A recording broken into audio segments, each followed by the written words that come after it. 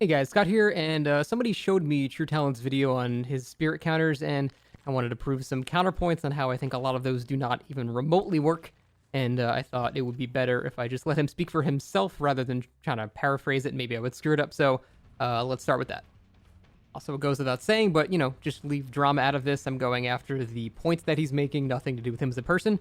I just want to actually show you that the things that he proposed are not quite as effective as it might seem. All right, let's look at his first example. Can do. So I guess I'll start again. So the spirit's here, and you're running to a pallet. She sees that. She's just got a phase back. She wants to win the pallet game before you get to it. She phases, right? You run to it, you put it down, and you stay here. What did she hear, right? She can't see anything because she's in phase. She saw the pallet drop, so she's assuming you're there, right? You can agree with that. So what you could do with this, little trick, mind game, whatever you want to call it, is you can put the pallet down here and then start walking this way. You've got no scratch marks, and she thinks you're here. Okay, that's just one. Okay, so first, like the first example of this, even with the drawing, this makes no sense. This doesn't counter anything. If anything, this will probably just get you killed, assuming she follows the same path in this drawing of the example of how to not go down. Like I don't. Okay, so for example, the spirit is right here, and the survivor drops the pallet reversed, so pallet is being dropped in front of him. Spirit doesn't know which side he's on. So, according to this example, the spirit goes around this side, and then the survivor goes and walks down here. If the spirit is going around this side and the survivor's walking here, they're going to run into each other about right here. Even if they don't actually collide with each other, then the spirit is definitely going to hear his footsteps and his breathing because they are right next to each other. So he's going to stand here and hear footsteps in front of him, and he's going to move here, hear footsteps to his left, move here, hear footsteps to the left and to the back, and by then that's enough information to triangulate the position based on the sounds, and he's just going to end the power, turn around, and slap him. So with this example and his own drawing, it doesn't make any sense because after 1 second, they just run into each other. Let's go on to another one. This time, you put it down, but you're here, and then you walk that way. And now there's a window, so maybe you can walk over that as well. So first off, I'm just going to give you guys a summary. Pretty much every single counter in this video is basically running to the nearest pallet and throwing it down immediately and using the pallet as an initiator to try to trick the spirit. And I'm going to show you how even getting into that situation means the spirit already made a bad play, and that's not what a good spirit would do in that scenario. All right, so basically all of his counterplay and tactics involve running to the nearest pallet and throwing it down immediately, and then he uses the down pallet as an initiator for, trying to trick the spirit. And there are a number of things that you can do that just don't even allow that potential to begin with. And we'll talk about the first one, which is the more brainless strategy, but it still was very effective. So let's say he was talking about, it looked like an auto haven junk loop. So you've got the short side here, then you've got your pallet, and then you've got, the long side here. So in his scenario, instead, let's say the spirit is here again, and then the survivor is here. Spirit begins her phase, pretty close. She's only going to be phasing for probably like 2 seconds, if that, because it's pretty close. And then the survivor drops the pallet. Now, if the survivor does a reverse pallet drop, and the spirit's here, and the survivor's still on this side because they did a reverse drop, the spirit is just going to run into them, and she's not even going to get stunned by the pallet. That's a free hit, free pallet gone, and that's just completely in favor of the survivor. So let's assume the worst case scenario for the spirit, and the survivor actually is on this side, drops the pallet, spirit's here, and she gets stunned. Well, the survivor's not going to immediately run away from the loop because they know the spirit will just use her power, track the scratches, and hit him. So most survivors are going to wait to see what the spirit does first. And that's when you just do a miraculous thing that a lot of spirits don't realize you can do. Just kick the pallet. It's going to take you 2.7 seconds to break that pallet. And at that point, now he's got nothing. He's nowhere. And the most he can do is run 10.8 meters in any one direction. Actually, that's only if he does a perfect mathematical straight line away. Pallet break takes 2.7 seconds. He's moving at 4 meters a second. He's going to get 10.8 meters away from you in a perfect straight line if he runs. The thing is, though, by the time you're done with breaking the pallet, your power is probably going to be back up because you used it for such a short amount of time, and you're moving almost twice as fast as the survivor while you're using it. So you're going to catch up again in like 4 seconds. So if they just run straight into nothing just to make distance, you're still going to hit them.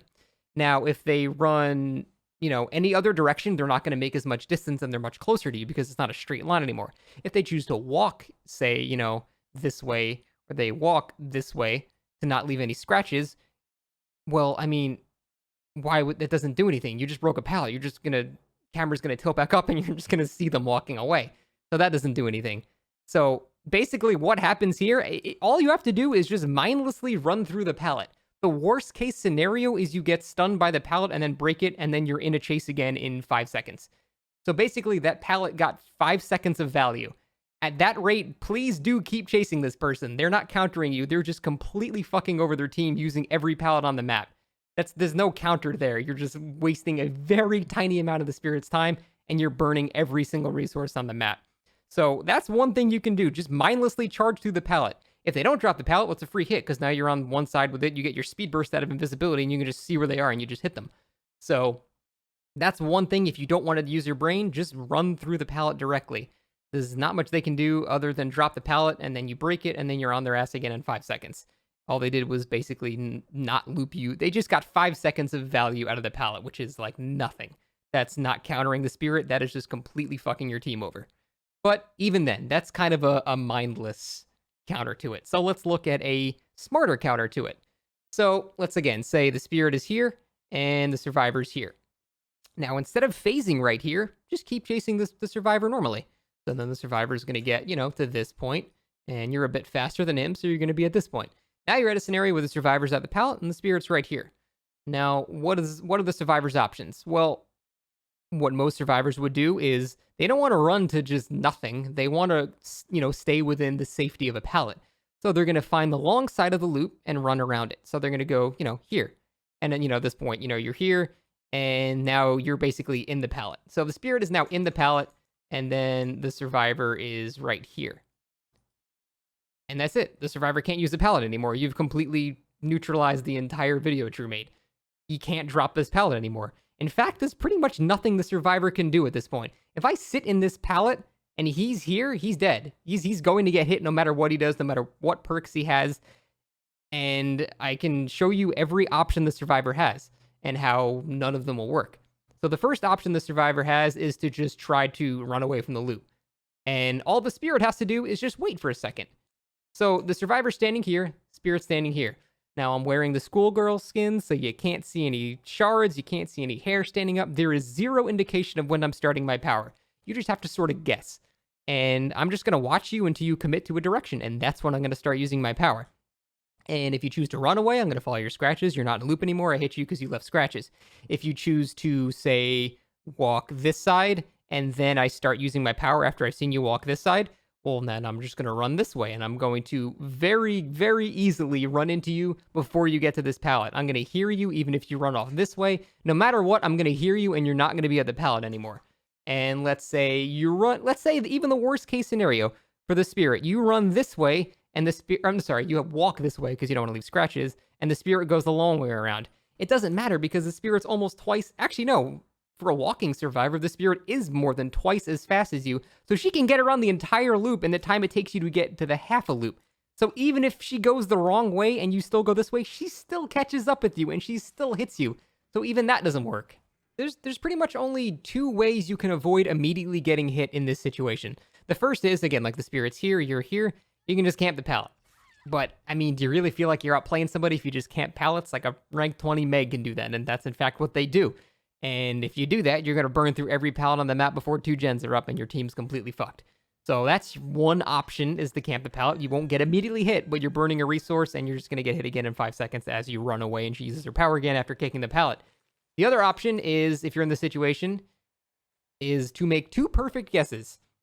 And they are not educated guesses, they're not predictions, they're just complete guesses. Because the first guess that you have to make is when the spirit is actually beginning to use her power. If I'm using, again, like the schoolgirl skin, there's no indication whatsoever. You have no idea. I will test it with you a billion times. You cannot tell in any way that I'm using my power. There's no indication. Unless it's bugged, which it currently is, and you can hear the vacuum sound even in the Terradius, but that's a bug, so let's ignore that for now. So the first thing you have to do is guess when I use my power, and at that point you reverse direction or go out or just change direction in some way to trip me up. Because at this point, if you kept going this way, I would start using my power this way. But if you perfectly guess when I started using my power, you would go invisible right here, and then you start moving, this way or this way, and maybe perhaps when I'm right here, I don't hear you in my audio bubble or something like that. So that's possible. So that's the first guess you got to make. The second guess you got to make is which direction am I going to go? Because like I said, if I go this way and then I double back this way, I would have to guess that the spirit is not actually going to go this way, because then I would just run into her again. So I need to guess exactly when the spirit uses her power and which direction around the loop she's going to go, and only then do I have even a slight chance of avoiding the hit. Here's an example of somebody actually doing that. They guessed perfectly correctly twice. And you know what he got as a reward for that? My power came back in 2 seconds, and I just did it again, and then he went down, because you can't guess 80 times in a row correct. It's impossible.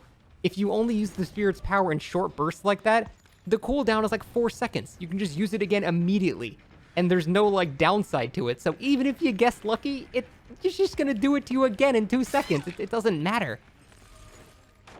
Yeah, so all of this actually assumes, by the way, that they're not injured and they don't have Iron Will. Which, the majority of people are probably not just going to have Iron Will on. I mean, it's a good perk, but, you can't expect to have that perk on every time. So if the survivor doesn't have Iron Will, none of this shit matters, because if they do a reverse drop, they do a regular drop, I can hear exactly where they are. I have a good enough of a headset, and sounds are great this patch to where I can pinpoint pretty much exactly which side of the pallet they're on, where they're going after that. If they're injured, none of this shit matters, because I know exactly where you are no matter what you do. So this is all assuming a perfect scenario for the survivor, and even then, it's still completely not in their favor at all. And another thing that Tru talks about in this video is conditioning, which is basically when you go against an opponent multiple times and you start learning their patterns, and then you can make predictions in mind games, based off of how they react and what they do in a match. And this works great in, like fighting games where you can hit the guy 20 times per round and, a best of 3 rounds, and you can start seeing patterns from that.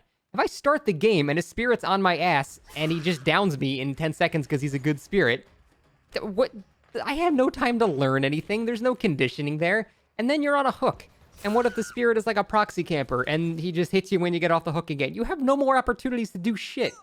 And saying you can condition opponents like that when every killer that you go against is going to be like a different player, you don't know who the player is, and you don't really have time to react to them if they're a good spirit because you're just going to go down so fast. There's no conditioning involved there. You're just guessing. The only time you can actually start to condition your opponent is if they're so bad that they fail downing you out of like 7 uses of their power. Then yeah, you start to have enough time to see patterns and see what they do at certain tiles, and you can actually make a strategy on that. But if you're going against a good spirit, they're going to down your ass in 15 to 20 seconds, and you had no time to analyze anything. There's no conditioning there. It's not a fighting game. It would be like if like Mortal Kombat was, the same thing, and instead of going down in 20 hits, you went down in 2 hits. Like, there's no conditioning there. You're like, oh, fuck, I fucked up, I'm dead. Like, there's no conditioning. You don't have time to do any of that shit. And then by the time you start learning it, the match is over, and you're moving on to a different killer who does different things. So I believe that to be a very weak argument for being an actual tactic. There's very little thinking going on. It's mostly just guessing, especially if the spirit is playing correctly. And finally, just for some shits and giggles, I was actually talking to Zubat and he decided that he wanted to get chased by my spirit for some reason, even though he hates going against spirit, as does most people. But I was like, sure, why not? I'm making a video about spirit. Might as well. And we did like, I don't know, like 9 chases or something like that. And the average chase duration from chase start to him being downed was about 34 seconds. And that may seem like actually kind of decent, especially against spirit. But you kind of have to remember that these tests are sort of taken in a vacuum, and they kind of also ignore the whole point of my build. I do like Sloppy Butcher and Nurse's Calling on spirit. So generally people in my matches are not healthy.